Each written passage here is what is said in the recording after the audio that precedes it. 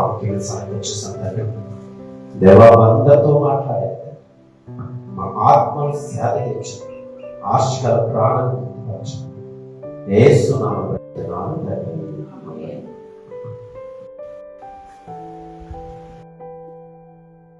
ఈ యొక్క ఆరాధన చేస్తున్న ప్రతి ఒక్కరికి నా యొక్క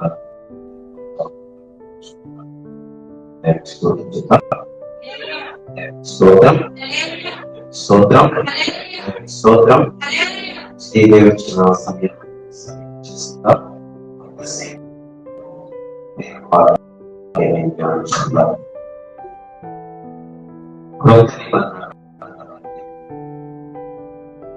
పత్రిక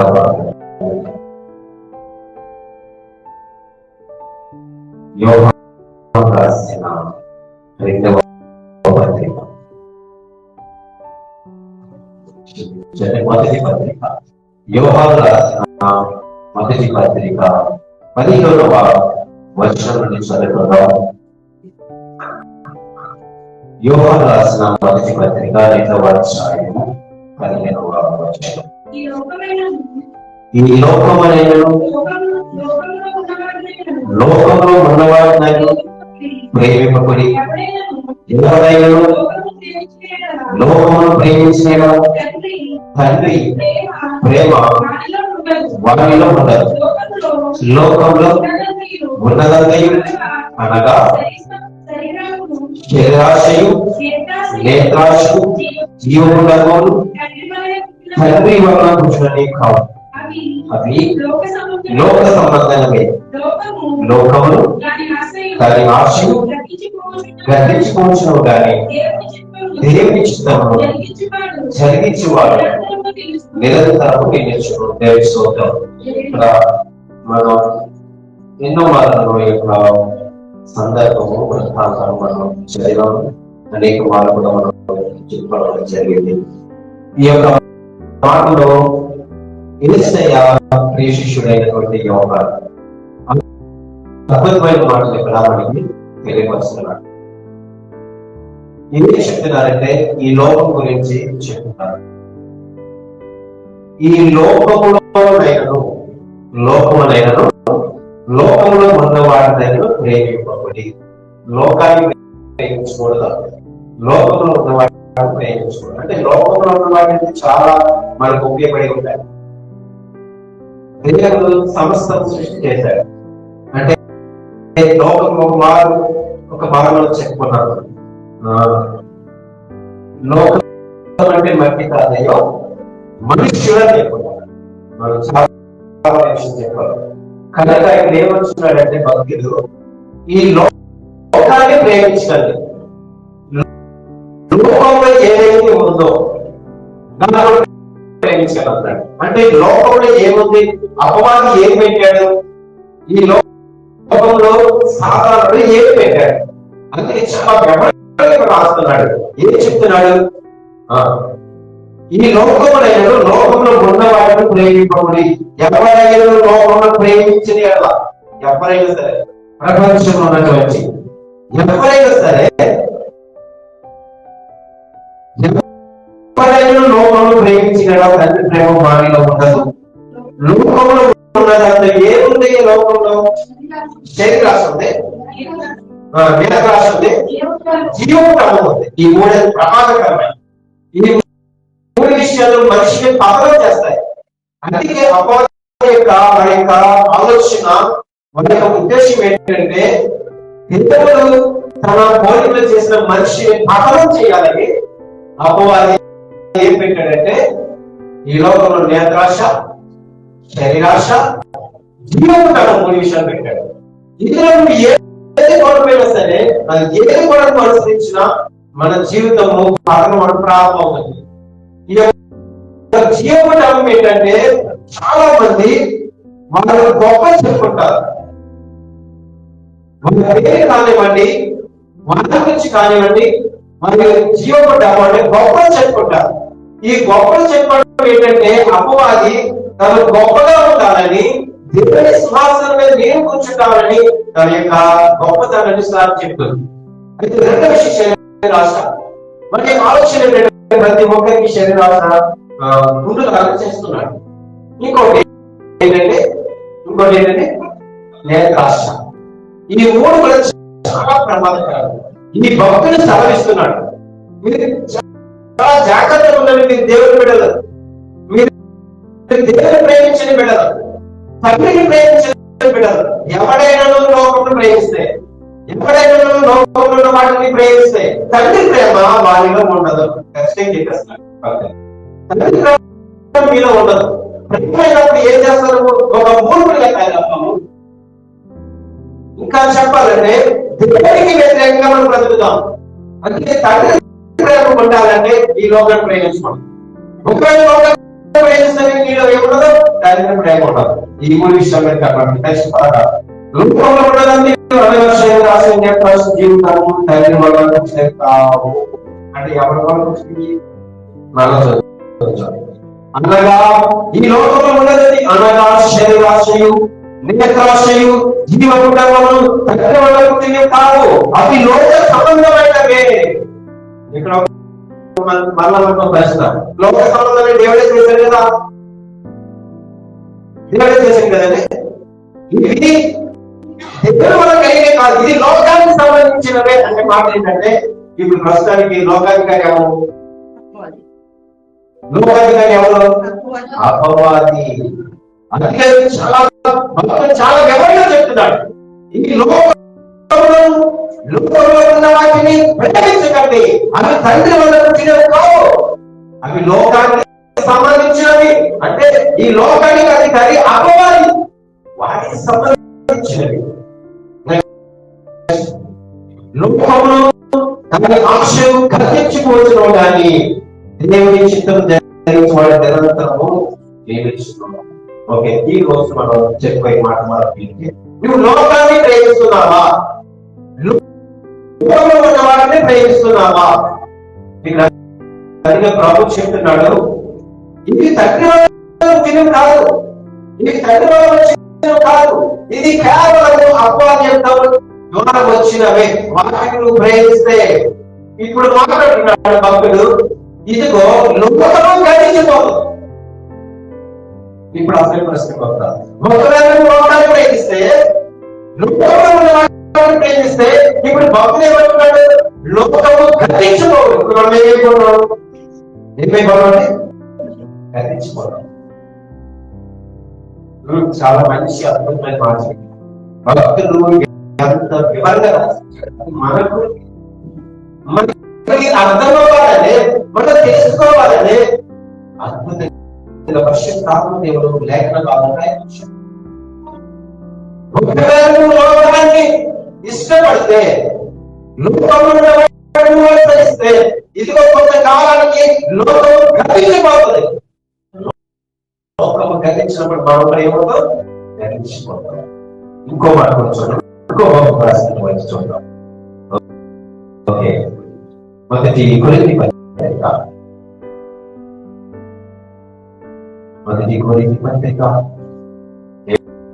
7వ అధ్యాయం చూద్దాం. 7వ అధ్యాయం మొదటి కొరింథీ పత్రిక 7వ అధ్యాయం అపోస్తలుడైన పౌలు కొరింథీయులకు రాసిన మొదటి పత్రిక 7వ అధ్యాయం 31వ వచనం చదువుకుందాం. ఈ లోకము అనుభవించువారు అమితముగా అనుభవించునట్లు ఉండవలను. ఏలయనగా ఈ లోకము నటనగా తెచ్చుచున్నది. మరలా చూద్దాం. ఈ లోకము అనుభవించువారు అమితముగా అనుభవింపవచ్చును ఉండవలను.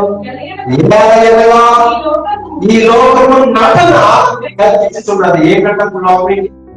ఒక నటన జీవితం అంటాం కదా మనం. ఒక నటన ఏంటి? లోకము. ఇప్పుడు మనం మాట్లాడుకుంటాం, నటించారంటారు, నటన చాలా విషయాలు మనం మాట్లాడుకుంటాం. దానికి అర్థం ఏంటి? అది నిజము కాదు కదా,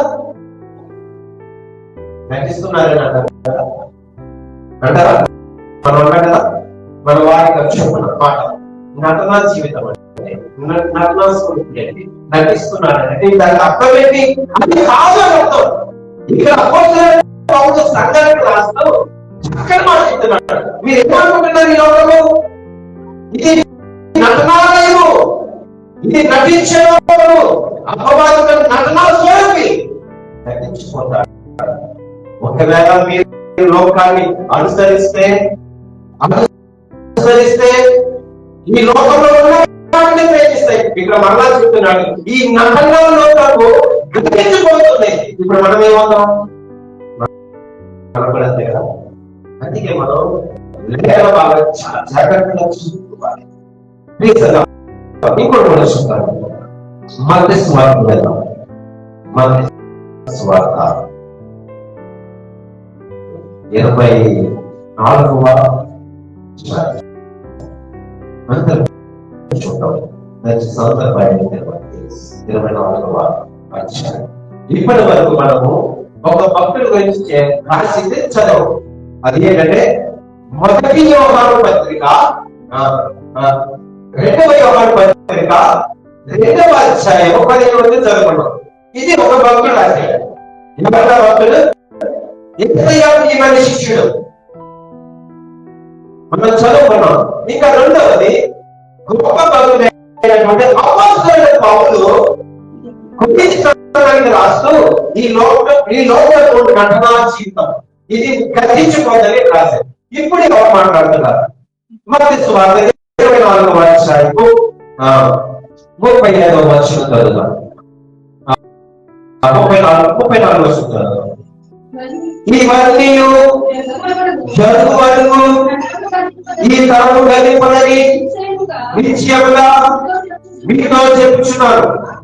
ఇప్పుడు ఇది ఎవరు మాట్లాడుతున్నారంటే స్వయాన యేసయ్య మాటలు. ప్రభువు యేసుని చెప్తున్నది మాట.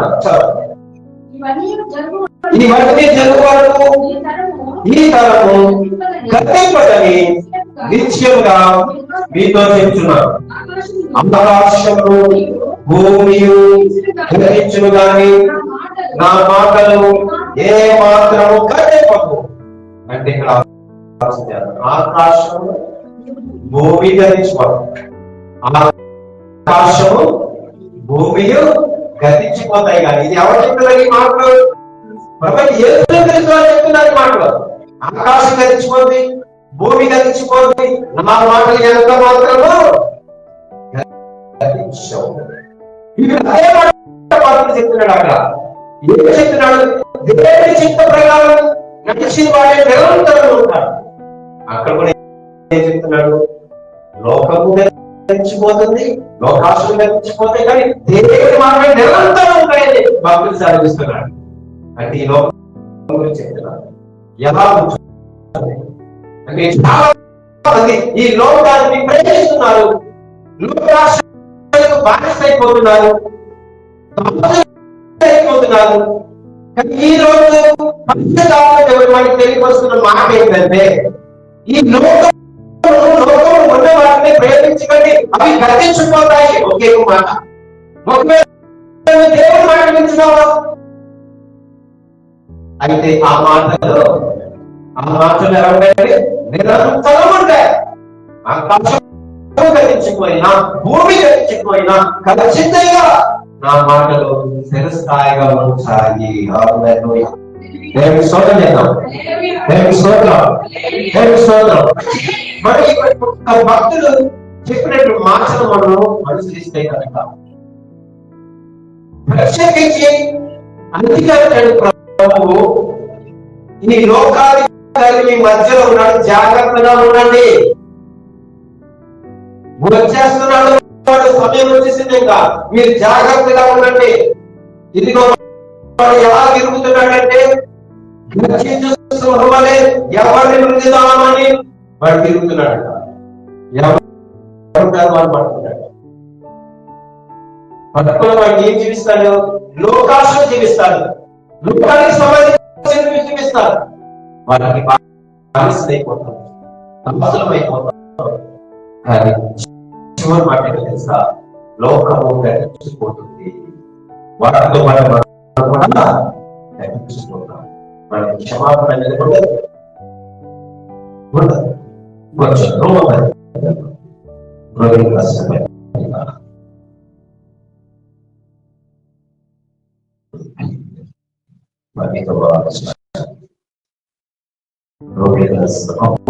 పౌలు రోమికి రాసిన పత్రిక 12వ అధ్యాయం 2వ వచనం, మీరు ఈ లోక మర్యాదను అనుసరింపక ఉత్తమమును అనుకూలమును సంపూర్ణమైన దేవుని చిత్తమేదో పరీక్షించి తెలుసుకున్నట్లు మీ మనస్సు మారి నూతన వంటి వలన రూపాంతరం పొందుడి. ఇక్కడ కూడా చూసారా మొదటి మాట, ఈ మీరు ఈ లోక మర్యాదను అనుసరింపచాలి. ఈ లోకానికి సంబంధించినవి మీరు అనుసరించకూడదు. చాలా మంది చాలా అనుసరిస్తారు. ఇది మంచిది కాదు, అది మంచిది కాదు, ఇది మంచిది కాదు, అక్కడ మంచిది కాదు. ఈ లోక మార్గం అంటే ఇక్కడ అపొస్తలుడైన పౌలు రోమికి రాస్తున్నాడు. ఏం చెప్తున్నాడు? కాబట్టి సహోదరులారా, దేవునికి అనుకూలమైన సజీవ యాగంగా మీ శరీరములను ఆయనకు సమర్పించుకుని దేవుని వాక్యత్వం పైన మిమ్మల్ని బతిమాలుకుంటున్నాడు. ఇట్టి సేవ మీకు యుక్తమైనది. మీరు ఈ లోక మర్యాదను అనుసరిపోతా చాలా వివరంగా రాస్తున్నాడు మాట. ఈ లోకాన్ని మర్యాద అంటే చాలా మంది ఈ లోకాన్ని ప్రేమిస్తూ, ఈ లోకానికి సంబంధించిన వాటిని ఆదరణ వాటిని ప్రేమిస్తూ అనుసరిస్తూ దేవునికి దూరం అయిపోతున్నారు. ఇక్కడ ఆలోచించేద్దాం. ఈ లోకంలో చాలా మంది ఈ దినం మంచిది కాదు, ఈ గడియ మంచిది కాదు, అది మంచిది కాదు, ఇది మంచిది కాదు అంటున్నటువంటి ఇక్కడ ఏం చెప్తున్నాడంటే ఈ లోకం మర్యాదను అనుసరించుకోగా అర్థం ఏంటంటే ఇప్పుడు మనం చదివే కదా ఆకాశము భూమీకరించుకోని కానీ నా మాట ఎన్నడూ గర్వించాలి. ఇప్పుడు చూద్దామని ఈ లోకం మర్యాదను అనుసరింపకంటే ఒకదాన్ని అనుసరిస్తే ఏమవుతుంది? ఈ లోకం ఏమవుతుంది? గర్వించిపోతాయి. అంటే మనకి అర్థమవుతుంది కదా ఈ మాట.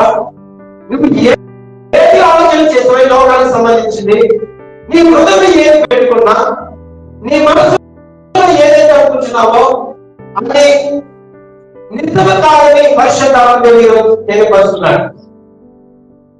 నువ్వు ఏ రకంగా ఆలోచన చేస్తున్నా, ఏ విధంగా ఆలోచన చేస్తున్నా, ఇదిగో ఈ లోకానికి సంబంధించిన మర్యాద చెప్పిన అనుసరింపక ఉత్తమమును మంచిది మీరు అనుసరించాలి. మీకు జ్ఞానం ఇచ్చాడు దేవుడు. ఇంకా మనం పాలు తాగే వారిగా ఉండకూడదు. ఎదిగావు కదా, క్రీస్తులో మనం ఎదిగేపోతే జ్ఞానం కలిగి ఉండాలి. ఇంకా అజ్ఞానంగా ఉంటే, మనకి దేవునికి వ్యతిరేకంగా ఉంటే ఆలోచనలో అంతేకాదు నాకు వ్యతిరేకంగా ఏదైతే కూడా తెలియదు. ఆలోచనలు, రాజ్యమైనలు, అధికారమైన ఏదైనా ప్రభుత్వాలు సరే, అధికారులు సరే, ఏది కూడా వర్తిల్లదు. ఈ లోకము ఎంత ప్రమాదకరమైనది. ఈ లోకంలో ఎందుకు మాట ఈ మాట ఎందుకు తెలుసా? ఈ లోకం ఎవరో తెలుసా? వెలుగు.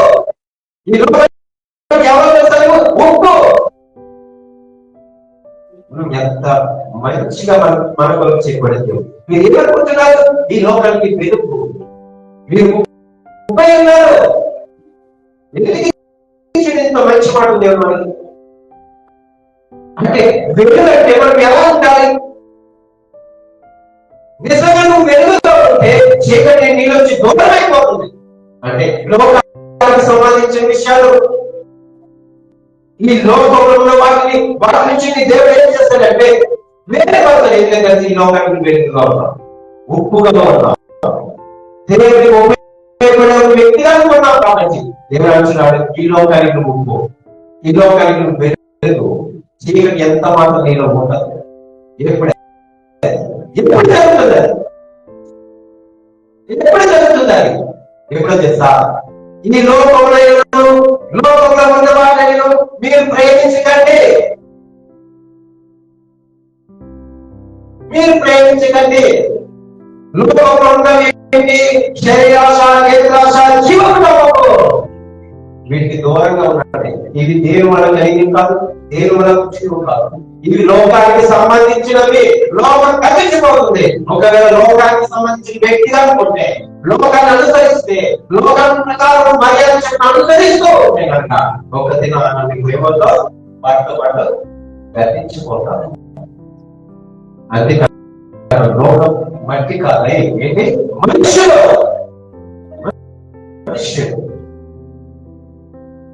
అందుకన్నాడు ఆకాశము భూమి ధరించిపోతుంది, కానీ అక్కడ ఉన్న వారి ఎవరు చెప్పిన లోకంలో ఎవరున్నారు? మనుషులు. అంటే శాస్త్రం ధరించిపోతాయి. ఎవరైతే తండ్రిని ప్రేమించేవాడు ఉంటారో, ఎవరైతే దేవుడి మాటలు అనుసరిస్తూ ఆయన శాస్త్రాలు ఆజ్ఞలు పాటిస్తారు, ఖచ్చితంగా దేవుడు వారిని ఏం చేస్తారు? సంరక్షిస్తారు. అదే కదా మనకి విశ్వాసం. ఇంకా ఆలోచన చేస్తే ఈ లోకంలో ఒక దేశానికి మరొక దేశానికి శత్రుత్వం ఉంటుంది, మనుషుల మధ్య శత్రుత్వం ఉంటుంది.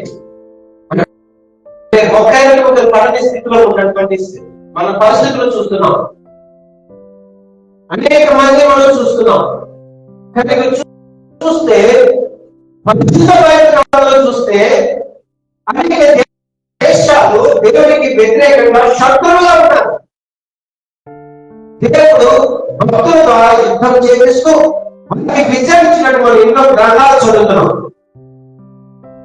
అంటే మాట్లాడుతున్నాం, శత్రువులు ఎవరు? దేవునికి వ్యతిరేక యుద్ధం చేసిన వారా,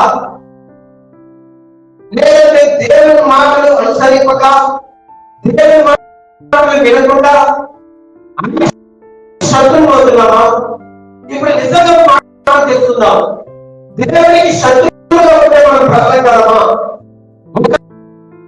మనుషులు తప్పించుకోవచ్చు, నువ్వు యుద్ధం చేయవచ్చు, నీ దగ్గర ఆయుధాల ద్వారా యుద్ధం చేసి ఓడించవచ్చు, నువ్వు గెలవచ్చు, విజయం సాధించవచ్చు. కానీ దేవుడి ద్వారా మనం విజయం పొందగలమా? నువ్వు యుద్ధం చేయగలవా దేవుడితో? దేవుడితో మనము యుద్ధం చేయగలమా? ఈ రోజు ఒక ప్రశ్న వేసుకుందాం. అంటే మానవ యొక్క జీవితం ఎలా ఉంది? మానవ యొక్క పరిస్థితి ఎలా ఉంది? ఎలా కొనసాగుతుంది? దేవుడు ప్రేమించినట్టే కదా మన బ్రతుకుతున్నాం. దేవుడు మనస్ఫూర్తిగా హృదయపూర్వకంగా మనం దేవుడు ప్రేమిస్తున్నాడు కాబట్టి మనం జీవించగలుగుతున్నాం. మన కుటుంబానికి దేవుని ప్రార్థిస్తున్నాడు. దేవుని యొక్క సంరక్షణ ఇచ్చి ఉంటుంది. దేవుని యొక్క రాకపోకలేదు దేవుడు కాపాడుతున్నాడు. ఎక్కడికి వెళ్ళినా దేవుని యొక్క ప్రసన్నత మనమే ఉంటుంది. ఇన్ని చేస్తున్న దేవునికి మనం శత్రువు అవుతున్నామా? కాదు కానీ ప్రేమిస్తున్నాం కదా దేవుని. దేవుడు అంటే మనకి ఇష్టం కదా, తండ్రి అంటే మనకి ఇష్టం కదా, ఎంత సయంగా మనకి పంచ ప్రాణాలు కదా. మరి అటువంటిప్పుడు నువ్వు లోకాన్ని ప్రేమిస్తే, లోకంలో ఉన్న వాటిని ప్రేమిస్తే, ఇప్పుడు చెప్పండి దేవుని ప్రేమిస్తామా? చూద్దాం. ఇంకొక మంచి మాట చూద్దాం. యాకోబు రాసిన పత్రిక, యాకోబు రాసిన పత్రిక 4వ అధ్యాయము యాకోబు రాసిన పత్రిక, భక్తుడైన యాకోబు రాసిన పత్రిక 4వ అధ్యాయము 4వ వచనంకి వెళ్దాం. ఈ లోక స్నేహము దేవుడితో వైరమని మీరు ఎరుగరా? కాబట్టి ఎవడు ఈ లోకములో స్నేహం చేయకూడదు వాడు ఏంటంటే ఇప్పుడు చెప్పండి, శత్రువులు ఎవరు? శత్రువులు చెప్పండి. ఏదో యుద్ధానికి సంబంధించిన వారు ఇతర దేశాలకు సంబంధించి యుద్ధం చేస్తున్నారు. ఒక దేశం దేశం కూడా శత్రువులుగా మారారు అనుకుంటున్నాం. కానీ ఇప్పుడు ఎవరు శత్రువులు? మరలా చదవచ్చు, మరలా చదువుతాం. ఈ లోక స్నేహము దేవునితో వైరమని. వైరం ఆడతారు కదా ఎవరితో? ఎవరితో పడవలా? దేవుడితో పడవలా? కాబట్టి ఈ లోకములో స్నేహము చేయకూడదు వాడు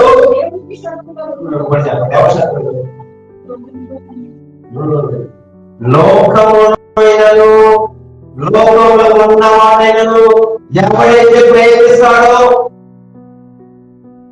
లోకంలో ఉన్నవాడి ఏంటి? శరీరాశ, జీవకుటము, నేత్రాశ. ఎవరైతే కలిగి ఉంటారో, ఈ లోకాన్ని అనుసరిస్తారో, ఈ లోకంతో స్నేహం చేస్తారో దేవుడితో గొడవడతారు. దేవుడికి ఏమంటారు? శత్రువు. ఇప్పుడు చెప్పండి, ఎవరు పిలుస్తారు? దేవుడికి శత్రువు కదా, మనకు శత్రువు కదా. ఎవరు వేస్తారు? చెప్పండి, ఎవరు గెలుస్తారు? దేవుడే గెలుస్తారు. దేవుడు గెలిచారంటే ఏమవుతుంది? మనకి ఎదురంటే ఏమవుతుంది? చెప్పండి, ఏమవుతాం? ఏమవుతుందో చెప్పండి. దేవుడు విజయం సాధించినప్పుడు ఎదుట శత్రువు ఏమవుతాడు? కట్టించిపోతాడు. అదేంటి కట్టించుకోవడం? ఏంటి బాక్స్ అయిపోతాడా? ఏంటి చెప్పండి. విజయం సాధించడం ఎదుటి ఏమవుతాడండి? చనిపోతాడు. దేవుడితో వైరమా? దేవుడితో శత్రువాడు. శత్రువు అంటే దేవుడికి ఏదైనా చేస్తున్నారు, ఎవరు ఏదైనా చేస్తున్నారు, అయ్యో దేవుడి శత్రులు అయిపోయారు, దేవుడు అది అయిపోయారు. ఇదని మన పక్కన ఎప్పుడు కూడా మన ఆలోచన ఇదే. మనం ఎలా ఉన్నాం? శత్రువులు దేవుడికి. ఎలా నువ్వు దేవుడికి విరోధవుతున్నావు? ఎలా నువ్వు దేవుడితో గొడవ పెడుతున్నావు? వైరం దేవుడంటే దేవుడంటే ఇవాళ లోక స్నేహము. లోకాన్ని నువ్వు స్నేహంగా ఉంటే, లోకాన్ని నువ్వు అనుసరిస్తే, లోకాన్ని అన్ని ప్రకారం నడిస్తే, లోకాన్ని నువ్వు అమితంగా ప్రేమిస్తే ఖచ్చితంగా ఎవరి శత్రువు అంతా మనుషులు కాదు, సేవకులు కాదు. ఎవరు తెలిసినా దేవుని శత్రువు అయిపోతావు. ఇప్పుడు శత్రువు అయ్యావంటే నీకు అన్ని కూడా చెప్తావే. ఎక్కడికైనా పోవడం, ఎక్కడికైనా శ్రమను, ఎక్కడికి వెళ్ళి ఇబ్బంది, మనశ్శాంతి ఉండదు, సమాధానం ఉండదు, శాంతి ఉండదు, ప్రేమ ఉండదు, ఏది ఉండదు. గొడవలు, గలీబీ, గరాజాలి. ఎక్కడుంటుంది సంతోషము? అదే దేవుడు ప్రేమిస్తే, దేవుడు మనం అనుసరిస్తే ఎలా ఉంటుంది? ప్రేమించిన వారిని ఆస్తికర్తగా చేస్తారు, సంతోషానికి కర్తగా చేస్తారు, వారిని ఆనందంగా చేస్తారు, ఉల్లాసింపజేస్తారు. ఆస్తికర్తలు ధనం కాదు. ఏమంటారండి? ఆరోగ్యం ఇచ్చారు, ఎంత ధనం ఉన్నా ఏమి కావాలి? ఏమి కావాలి? ఆరోగ్యం కావాలి, ఆరోగ్యం కావాలి. ఇన్ని చేస్తున్నాం మనము. ఇంకా లోకం వైపు చూస్తే, లోకాన్ని అనుసరిస్తే మన స్థితి ఏంటంటే, మనకు ప్రాణం పెట్టిన దేవుడు, మనకు సమస్యలు ఇచ్చిన దేవుడు మన శత్రువు ఎలా? అంత కరుణ గల దేవుడు కదా. నీ కొరకు, నా కొరకు ఆయన ప్రాణం పెట్టాడు కదా. అయినా సరే మన శత్రువులు అవుతాము. దేవుని శత్రువులుగా నిలబడుతున్నాం. అందుకే దేవుడు ప్రేమిస్తే ఎలా తెలుసు మాట, దేవుడిని ఆదరిస్తే మాట ఎలా ఉంటుందో తెలుసా? ఇదిగో నీకు రూపింపబడిన ఏ ఆయుధము ఏంటి అర్థం దానికి? అంటే అర్థం ఏంటో తెలుసా? నువ్వు దేవుని ప్రేమిస్తే, దేవుని మాట వింటే కనుక, వినడం మాత్రమే కాదు, వాటి ప్రకారం అనుసరిస్తే కనుక, వాటి ప్రకారం జీవిస్తే కనుక, ఇప్పుడు ఎవరు తెలుసా దేవుడు? ఒకవేళ ఎవరైనా శత్రువులు ఉంటే, ఇంట్లో నీ కొరకు ప్లాన్ చేస్తే, ఇంట్లో నీ మీద భయం కలిగి ఉంటే, ఇప్పుడు దేవుడు అంటున్నాడు తెలుసా ఈ మాట? నీకు వ్యతిరేకంగా రూపింపబడిన ఏ ఆయుధమో వదిలేదు. అప్పుడు నీకేం వస్తాయి? ఏం వస్తుంది? ఏమొస్తుంది? విజయం వస్తుంది. వదిలేదంటే ఎవరు నీకు వ్యతిరేకంగా రూపింపబడిన అంటే ఏ ఆయుధం కావచ్చు, ఏ ఆయుధమైన ఆయుధం ఇంకా ఏదేమి కావచ్చు. నీ మీద దేవుడు మాట చెప్పవచ్చు, నీ గురించి చెడుగా ఇతరులకు మాట చెప్పవచ్చు, ఈ లోకానికి సంబంధించిన విషయాలు నీ మీద భారం వేయవచ్చు. నిన్ను పతనం చేయాలని, నీకున్న మంచి పేరు చెరిపివేయాలని, నువ్వు చేసిన పనిలో పని చేయకుండా చేయాలని, ఇవన్నీ కూడా దేవుడు అంటున్నాడు నీకు రూపింపబడిన వ్యతిరేకంగా ఏ ఆయుధం కూడా వదిలేదు. దేవుడి స్తోత్రం చేద్దాం. దేవుడి స్తోత్రం. కనుక మనము దేవుడి ప్రేమించాలి, లోకాన్ని దేవుడితో స్నేహం కలిగి ఉండాలి, లోకంతో కాదు. అపవాదంతో భయం కలిగి ఉండాలి, అంటే వ్యతిరేకమైన నిలబడాలి. వాక్యాన్ని వచ్చింది అంతగా ప్రేమిస్తే, దేవుని అంతగా ప్రేమిస్తే ఈ శత్రువులను మంచి మాట్లాడింది. దేవుడిని అనుసరిస్తే ఈ లోకంలో నీకు శత్రులు ఎవరు కాదు అంటే కాక దేవుడు ఏం చేయమని ప్రయత్నించాలి. తండ్రి చెప్పినవే వినాలి, తండ్రి చెప్పినవే పాటించాలి, వాటి ప్రకారం బ్రతకాలని జీవించాలి. అందుకే ఏం చేస్తామా ఒక విషయం తెలుసుకుంటాం, మనం జీవం ఏ పాటతో మనకి తెలియదు. ఇందులో కనిపించి అందులో కనబడలేనటువంటి మన జీవితాలు. ఈ జీవిత యాత్రలో మనం దేవుని ప్రేమిస్తూ దేవుని కలిగి మనం జీవించినప్పుడు దేవుడు మనకి ఒకటి అద్భుతంగా మనం ఏర్పాటు చేసే మనందరం తెలిసిన విషయం. ఈ మధ్యలో లోకం అనేది నీ జీవితంలో వచ్చిందనుకో, నువ్వు ఎవరికి బానిసం అయిపోయేవనుకో, లోకాశలకు దాసులు అయిపోవద్దు, నువ్వు దాసురాలు అయ్యేవనుకో, నువ్వు ఏదో తెలిసిన సముద్రము అడ్డుగా ఉంటుంది దేవునికి నీకు, సముద్రము అడ్డుగా ఉంటుంది నీకును దేవునికి, ఎన్నో కూడా అడ్డుగా ఉంటాయి నీకును మనకి దేవునికి. ఇన్ని అడ్డంకులు ఆటంకులు మనం ఎలా కారణం దేవుని ప్రేమ. ఆ ఆటంకాలు పోవాలంటే మనం ఏం చేయాలి? దేవుని ప్రేమించాలి, దేవుని ప్రేమించాలి, దేవుని ప్రేమించాలి. అందుకే చాలా అద్భుతంగా సరస్తున్నాడు. ఇదిగో లోకానికి సంబంధించినవి శరీరాశ, నేత్రాశ, జీవకరం, ఇవి తండ్రి వల్ల పుట్టినవి కావు. ఎంత వివరణ చెప్తున్నాడని ఓకే, ఎంత వివరణ చెప్తున్నాడంటే తండ్రి వల్ల కాదు, మీరు నమ్మండి. ఇవి లోకానికి సంబంధించినవి. అపవాది ఆది తల్లిదండ్రులను మోసగించాడు, మంచిగా మనకి చూపించాడు నేత్రాశ, జీవముడము, శరీరాశ చూపించాడు. ఇది లోకానికి సంబంధించింది. వాటి ప్రకారం వాటి ప్రకారం లోకానికి స్నేహంగా గతించుకోవడం, లోకంతో పడి మనం గతించుకోవడం. అందుకే మాట్లాడుతున్నాడు, ఇదిగో ఆకాశము భూమి గతించిపోతాయి కానీ ప్రపంచం స్వయాన్ని నిరోధించిన మాట. ఏ భక్తుడు కాదు. చెప్పిన మాటలు చెప్పిన మాటలు అనుసరిస్తున్న భక్తులు చెప్పిన మాటలు ఆకాశము భూమికి అందించుకుంటాయి. నా మాటలు ఎంత మాత్రము అందించుకుంటాయి. నా మాటలు ఎన్నడూ అందించుకుంటే ఏంటి?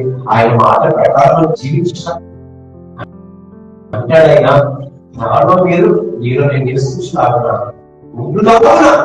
మనం అందరం ఎక్కడ ఉండాలి? లోకాలే ఉండాలి. దేవుని స్వయాన్ని చెప్తున్నాడు కనుక ఈ రోజు మనం అంశం ఈ లోకంతో స్నేహం చేస్తున్నావా? ఈ లోకం సంబంధించిన మర్యాదను అనుసరిస్తున్నావా? ఈ లోకంలో ఉన్న వాటిని ప్రేమిస్తున్నావా? నీలో మనలో ఉన్నటువంటి శరీరాశ, నేత్రాశ, జీవోద్యమం ఉన్నాయా? ఉంటే కనుక వాటిని దూరపరచండి. ఎందుకంటే సార్ ఈ లోకానికి మీరు ఈ లోకానికి మీరు ఉపయోగపడాలి. దేవుడు ఏమి ఏర్పాటు చేసి దేవుడు సంకల్పం కలిగి ఉన్నాడు. మీ పట్ల మీ కుటుంబ పట్ల ఒక ప్రణాళిక సిద్ధం చేశాడు. ఈ లోకానికి సేవ చేస్తాయి. దేవుడితో బయలుపడాలి. దేవునికి నీవు శత్రువు. ఒకవేళ మనుషులతో యుద్ధం చేయవచ్చు, మనుషులతో గొడవపరచడానికి దేవుడితో సాధ్యమా? దేవుడితో గొడవ సాధ్యమా? శత్రువుగా ఉంటావా? ఏ నాయకుడు కొట్టగలరు? ఆయన కళ్ళు ఎక్కువపాటు రాణించాలి. ఏమన్నా గతించుకుంటాం అంటున్నాడు. భూమి ఆకాశం అంటున్నాడు. ఒక వస్త్రం మాట్లాడతాడు అంటున్నాడు. ఎందుకంటే అందులో మనముంటే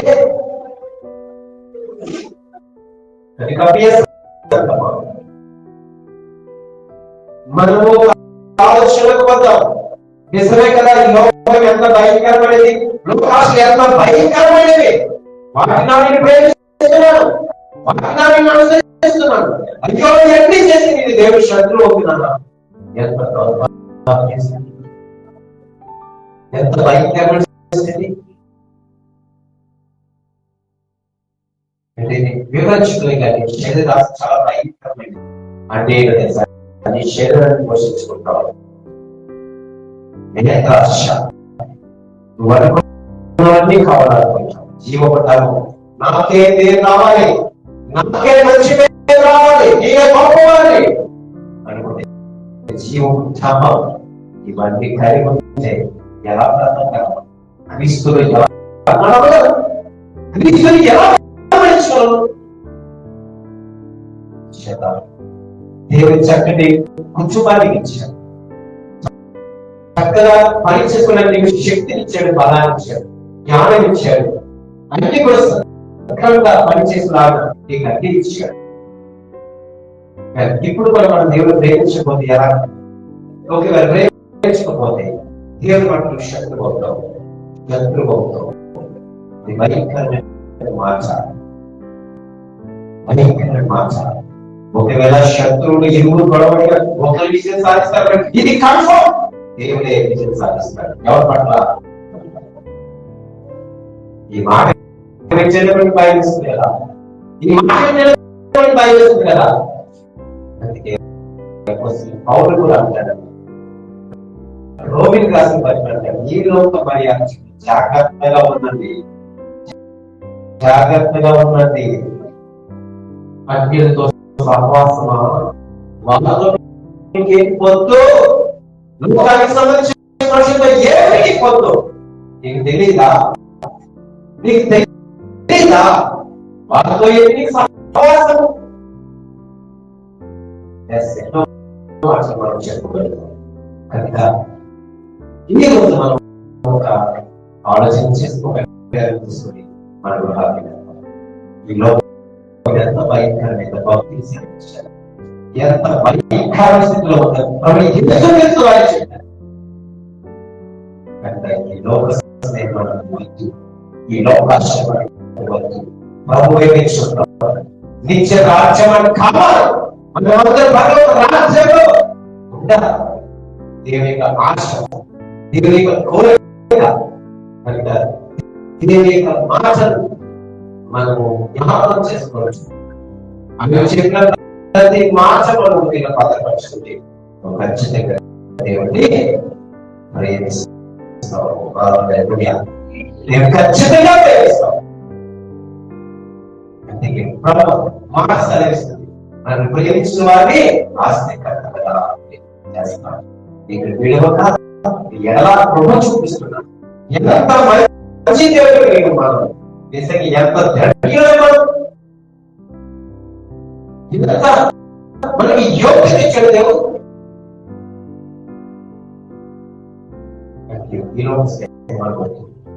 దేవుడితో భయపడుతుంది, దేవుడి శత్రుతో పడుతూ దేవుడిని ప్రేమించగలిగా ఉంటాం. దేవుడు ప్రేమించగలిగా ఉంటుంది, దేవుడిని ప్రేమించగలిగా మనం ఉంటాం. ఎన్ని పాటలు వచ్చినా, ఎంత సముద్రం వచ్చినా, ఏమొచ్చినా సరే దేవుడే కానీ తొలగించు. ఎంత కష్టమైన ఇబ్బంది దేవుడే చూసుకుంటాడు. అటువంటి దేవుడికి మనసుగా ధన్యులు కాబట్టి దేవుడు ప్రేమగా లోకాన్ని విడిచిపెట్టాం, లోక స్నేహాన్ని ఖచ్చితంగా మిమ్మల్ని మీకు చూడాలి. దేవుడు అద్భుతంగా దీవించి పరిశుద్ధులు అయ్యా స్థుతులు చెల్లించుకుంటున్నాం. తండ్రి అయ్యా భక్తులని యోగాలు, భక్తులైన పౌలు, భక్తులని యాకోబు, సర్వాధిపతి జీవాధిపతి యేసు చిన్న మార్చి ఈ లోక స్నేహం వ్యర్థమని, ఈ లోకాశలు వ్యర్థమని, లోకంలో ఉండే వాటిని ప్రేమించాలని అద్భుతమైన మార్గంలో ఇచ్చారు. వందనాలు స్తోత్రాలు చెల్లించుకుంటున్నారు. ఆరాధనకి ఆశీర్వదించాలి. ప్రతి కుటుంబాన్ని ఆయన దీవించండి, ఆశీర్వదించండి, ఆశ ప్రాణం తృప్తిపరచండి. నీకు వందనాలు దీవించండి, ఆశీర్వదించండి. ఎవరైతే ఆనందాన్ని వీక్షించారు వాళ్ళని వారి కుటుంబాలు కూడా దీవించండి, ఆశీర్వదించండి. మంచిది ఈ కుటుంబాలు జ్ఞాపకం చేసుకోవాలి. బట్టి ప్రార్థించండి. తండ్రి కుమార్ ఇప్పుడు ఈ ప్రార్థన ప్రతి కుటుంబాన్ని వారి కుటుంబాన్ని దీవించి ఆశీర్వదించుతున్నారు.